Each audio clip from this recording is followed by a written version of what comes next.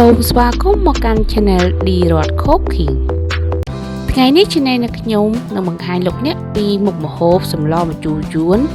ត្រីរ៉ស់គ្រឿងផ្សំមានត្រីរ៉ស់បន្លែមានពោតបារាំងត្រឡាចប៉េងប៉ោះក្រអៅឈូកម្នាស់ម្អមជីនាងវងនិងជីរណា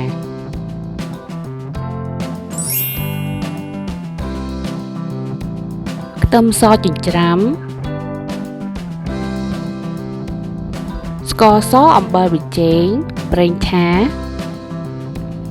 ទឹកអំពិលទុំទឹកត្រី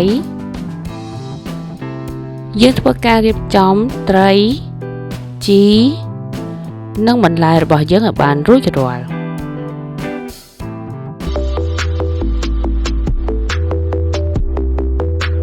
ដំបូងយើងដាក់ប្រេងឆានៅក្នុងឆ្នាំងឲ្យក្តៅបន្ទាប់មក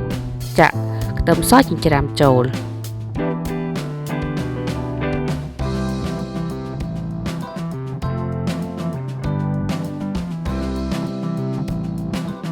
យើងធ្វើការឆាត្រឡប់ខ្ទឹមសរបស់យើងឲ្យក្រហមល្អបន្ទាប់មកដួសទុកដោយឡែកតមកទៀតយើងធ្វើការដាំទឹកឲ្យពុះពេលទឹកពុះហើយយើងចាប់ផ្ដើមចាក់ទឹកត្រីចូលដាក់ស្ករសអំបិលប៊ីចេងចូលបន្ទាប់មកយើងចាប់ផ្ដើមដាក់បន្លែមានក្រអៅឈូកត្រឡាច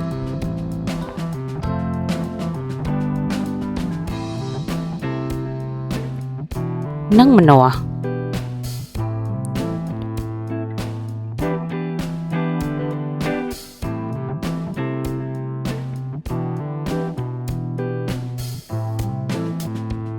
ពេលបន្លែឆ្អិនហើយយើងចាប់ផ្ដើមដាក់ត្រីរ៉ស់ចូល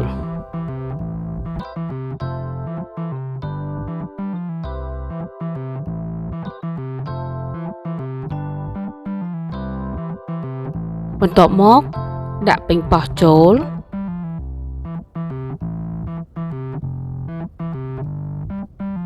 ដាក់ពោតបារាំងចូល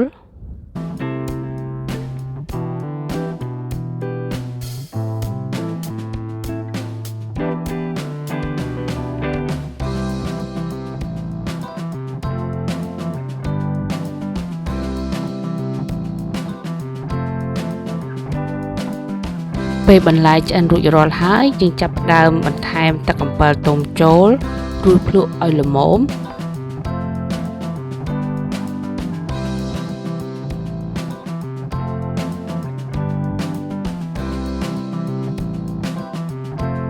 តមកយើងចាប់ផ្ដើមដាក់ខ្ទឹមសដែលយើងបំពងរួចហើយចូលក្នុងសម្លរបស់យើង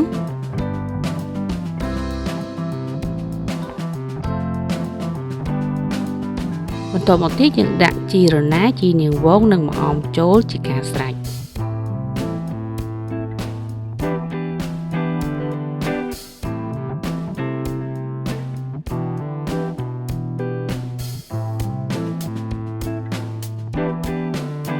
មុខម្ហូបសម្លម្ជូរយួនត្រីរ៉ស់បានឆ្អិនរួចរាល់សូមចុច Subscribe និងសញ្ញារូបកណ្ដឹងដើម្បីទទួលបានវីដេអូថ្មីៗពី Channel យើងខ្ញុំ